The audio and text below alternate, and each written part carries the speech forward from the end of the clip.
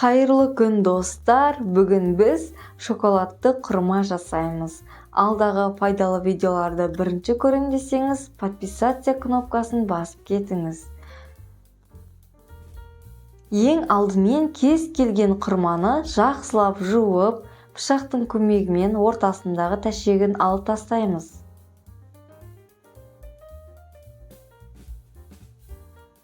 Ортасына кез келген дәнді немесе жаңғақты салып шығамыз.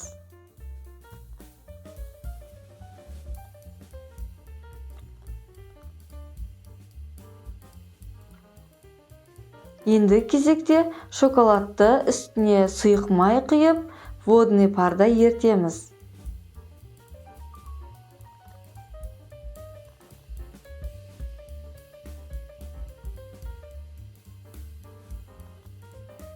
Асқабақтың дәнін әсемдеу үшін блендермен ұнтақтаймыз.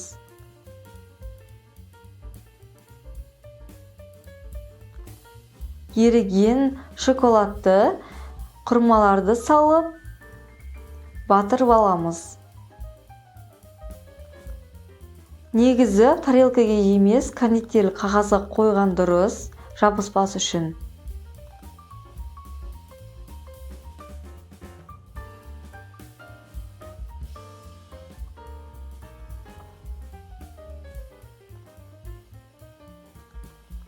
Үстіне ұнтақталған дәнді сеуіп, тоңазытқышқа саламыз.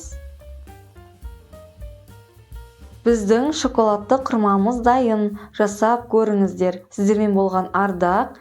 Қазақша блогтың дамуына үлесіңізді қосып, лайк басуды ұмытпаңыз.